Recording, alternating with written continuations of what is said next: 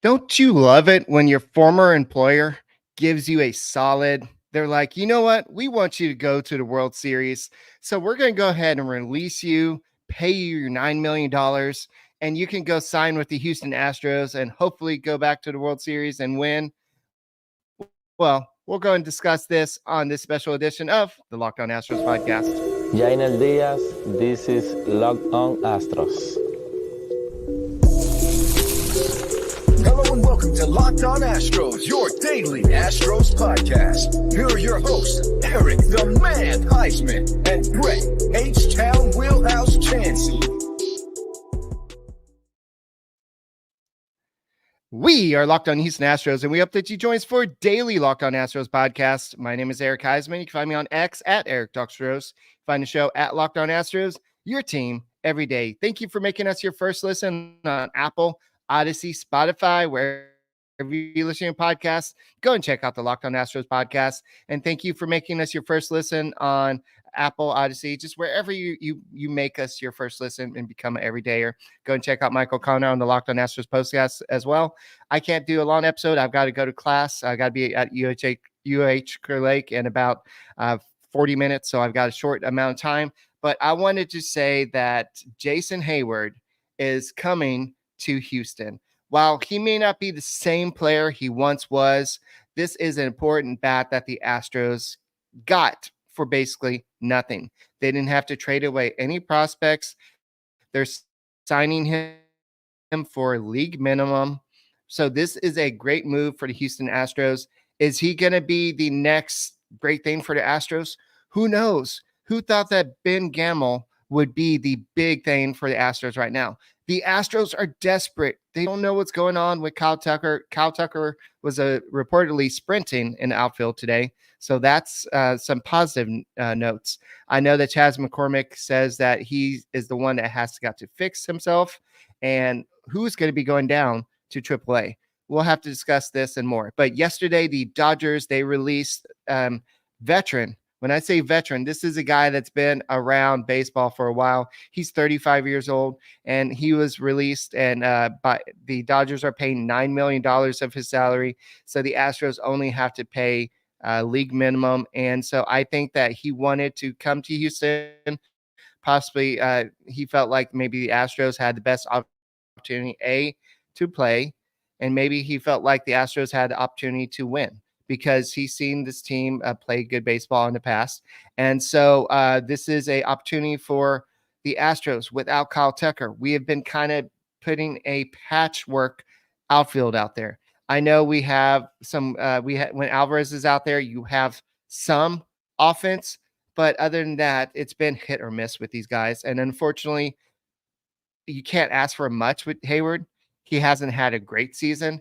He's had his slash line is 208, 289, 293 in 63 games with the Dodgers. He had 8 home runs, I believe, this year. He is only 2 weeks removed from hitting a big walk-off home run against some team called the Mariners. So he is another left-hand bat. So this is something that I know that Joe Espada has been craving. So last year he did hit 269, 340, 473 with 15 home runs. He did play 124 games. So he is not somebody that's going to come and all of a sudden be the MVP for the Astros. He was DFA'd for after all. But this is another choice, another warm body. The Astros just don't have what you need at AAA ready right now. So this is a guy that is veteran. He can come in. He can act as a leader. He can come in and maybe take over right field. He could become the everyday right fielder till Kyle Tucker comes back. Who knows? There's nothing wrong with this signing. This is probably the best signing the Astros could do at this point. Gamel, that was a crapshoot. Let me just say it was crapshoot. We don't know where to get. If we get something, great. If we don't get something, oh well. But I think that Hayward has a chance to be something. I know the Dodgers, they wanted to go a little bit younger, but the Astros have a situation where they need more production. The offense is not there. You can't pin it all on Hayward to say, hey, welcome, kid. Well, I guess we can't say you're a kid because you're 35 years old, but we want you to come in. We want you to go ahead and fix the offense. We want you to go ahead and make us score 10 runs a game. That's not going to happen. But what is going to happen, and the reason why, as soon as he was DFA'd, I said, and I told Brett, if y'all remember this, he said, no, the Astros have too many outfielders as is. They're not going to sign Jason Heyward. And what did they do? They went and signed Jason Heyward because he makes so much sense. A left-handed bat. We don't know how long Kyle Tucker is going to be out. So this is perfect. You have Chas McCormick. You had Mauricio Dubon. You have Trey Cabbage. Pedro Leon has tried to play some outfield. None of these guys has taken off. Mauricio Dubon is more of a utility guy. So, yes, I know David just said we just signed a dinosaur. Okay, yes, David, but it's a dinosaur with a good pedigree. This is not Gamble that doesn't really have pedigree. This is a guy that is, I'm trying to pull up, people keep on texting. So this is a guy that does have pedigree. He could be a veteran option off the bench, because how many times in the playoffs have we had a crucial at bat and a pinch hit for somebody like David Hensley? David Hensley has come up to the plate, or somebody with no experience. But now, even if Kyle Tucker comes back and you don't need him, you have somebody like Jason Heyward coming off the bench. That's a better option than anybody the Astros have. I did say that about Hayward, and I just thought that this was a perfect match for the Astros. And him playing, I remember him hitting a lot of home runs at Minute Maid Park, and I just feel like this is a perfect match. Actually, while I'm talking, I'm going to pull this up. I'm sorry I didn't have a chance to do this ahead of time. This was kind of a last second. Brett's like, hey, are you going to do a podcast? I'm like, I haven't even thought about that. I'm about to go to school. So let me go and pull up his stats against the Houston Astros in his career. But I do know that if you're looking at what he's done this year, it's not great.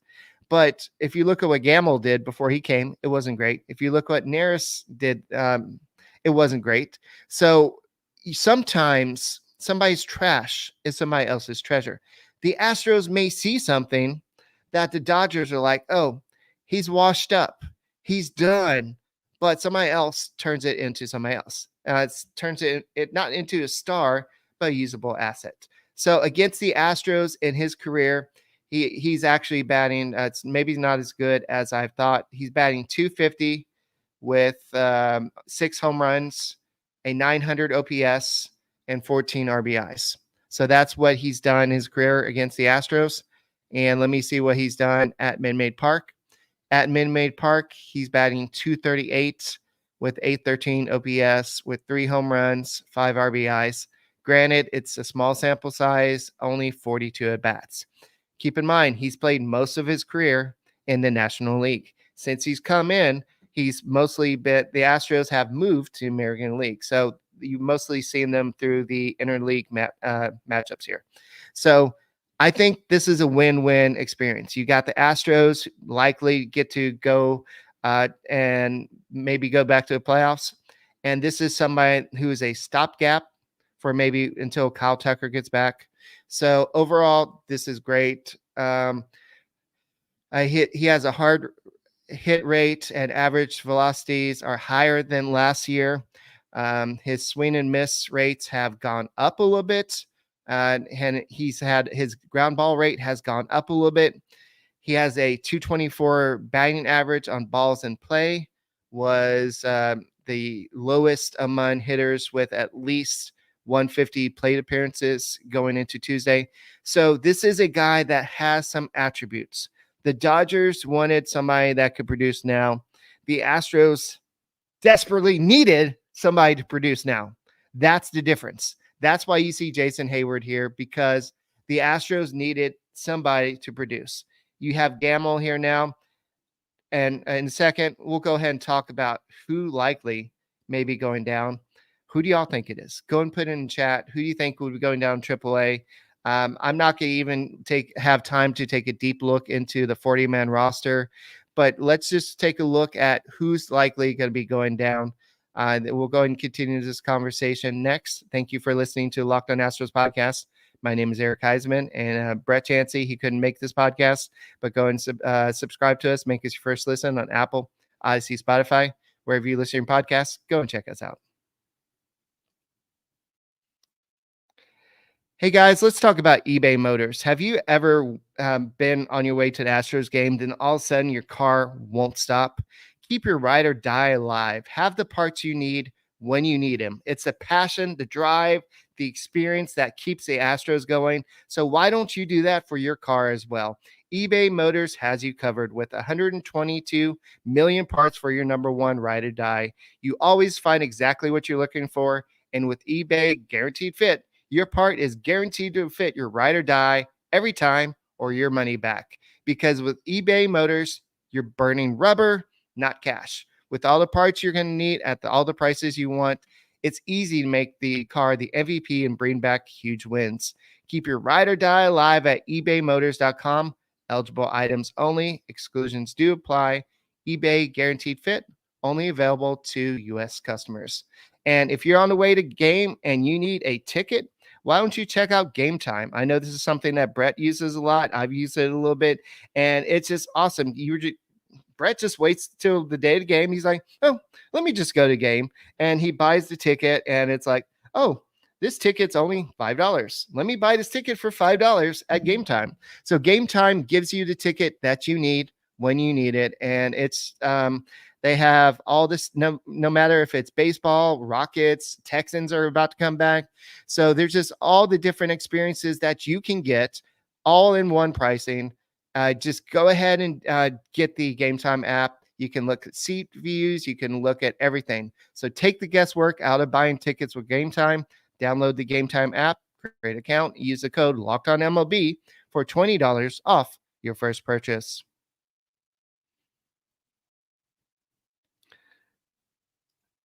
Are you excited?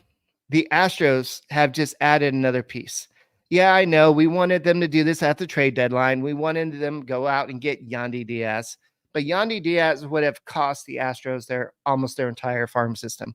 They're already got the worst baseball. But if you would have gone out and got Yandy Diaz, you would have had to trade a lot more. So if you're looking for who the Astros are going to send down, I think all signs, I hate to say this, he's got to be one of my favorite players, but he's not producing this year. Chas McCormick is probably going to be the one that's going to go down. DeZenzo, he's got to play some first base. You've got to have Loperfido. No, not Loperfido. Loperfido's gone. Whitcomb is the guy I was trying to think of. Whitcomb, he's got to play some third base in case Bregman can't play. So you're not going to send him down. So you got to keep some of those guys up. You're going to keep Dubon up. You're going to keep some of these other options up. So I think it's got to be Chas McCormick. If you're asked me to set my stone cold lock of the day, it's got to be Chas McCormick.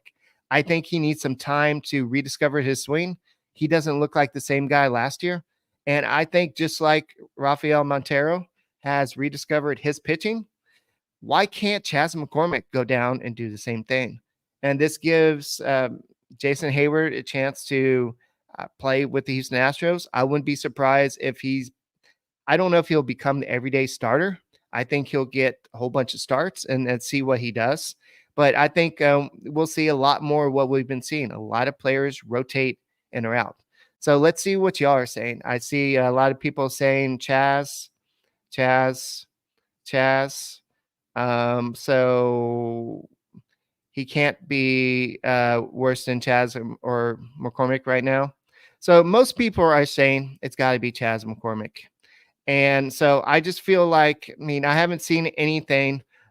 Yeah, this is pretty good. Michael says I should just call Joe Spada. After I've called him out on air a couple times, he's actually not returning my phone calls. So that's what happens when you call him out on the Locked On Astros podcast. Joe Spada doesn't return your phone calls. Who would have known? So I guess I just blew that source. So anyway, but I just think that Jason, the Astros woes. He's another option. He's another warm body. If you look at what his stats are saying this year, let me look up his main page. So overall, his main page, if he has 4 stolen bases this year, but overall, he's doing okay this year for a 35-year-old veteran, I guess. He's got a 91 OPS plus. His OPS is 682. It's nothing to get excited about, guys. I'm not going to lie. I'm not going to say he's the answer to it all. He's a solution when you've got none. The boat is sinking in the outfield. He is the patch you're going to put on until Kyle Tucker comes back. So he is a good hitter against left-handed pitching. He's a left-handed hitter that can hit left-handed pitching. He has some great experience. He is a career. You would think that he has a better career batting average, but he's got a career 257 batting average, 748 OPS. So I guess we think of Jason Heyward. He's a great defender. Let's not take that away from him. He's also a great defender. So you think of him as this great player. His career high home run was back in 2012. He had 27 home runs. He had 2019. In 2019, he had 21 home runs. And last year, he had 15 home runs. He had 18 in his rookie year. So he has never been a big home run hitter. But he is a guy that makes contact. He does strike out a little bit, but his OPS has always been there. He's been a big OPS plus guy. So he is a above average player normally. Normally ain't this year. Last year, he had a 118 OPS plus. He's regressed a little bit this year. That's okay.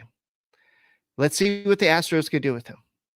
Who would have thought Gamble, with just playing more, would have been contributing like he's doing? He is not the overall answer. He's not going to all of a sudden become the same guy that he was in 2010 when he was an all-star. Is that really the only time he was an all-star? Seriously? I thought he was. Why am I thinking of Jason Heyward? Yes, he was only all-star once. Why am I thinking of Jason Heyward as this all-time great player? I guess when he came up, he was just like this great player. He had this instant impact, and everybody was like, oh, this guy's going to be a star. But it just never materialized, I guess, right? So, unfortunately, his career didn't materialize, but now that's an advantage to the Houston Astros because you got another option. He could be a veteran presence off the bench should the Astros make the playoffs, but they got to win. Like somebody mentioned in the comments after the podcast yesterday, the Mariners won. They're now 3.5 games behind the Astros. You don't have the luxury of, oh, well, the Mariners are losing. Yes, they have been losing, but you got to go out there and do something. And that's what the Astros did. They went out and did something. Will it work? Who knows? All they can do is try. And if it's just like Barb Simpson with the cake that says, at least you tried, and throws the cake away, that's fine. At least the Astros tried to do something. What harm does it do? If it doesn't work, they can go and just throw the cake away. Release him. And I do believe that since he was added to the roster before September 1st, he can be on the playoff roster. So this is an option. So I think that the Astros have made the right move. Is it the answer to everything? No. They got to hit better. They've got to be more consistent with runners in scoring position. They're pitching great. The bullpen, it's been doing okay. It's for the most part, it's been doing its job. Hector Neris has been a shot in the arm, but overall, it's the offense. This offense isn't going to do much, even if they make the playoffs. So they got to figure something out. Joe Espada has a month and 3 days to figure it out. He's got to do something. Kyle Tucker, you got to come back. You got to do something. But this is not the answer, but it's a solution. So we'll see. So how much will he cost? I believe the league minimum is, I want to say it's $565,000.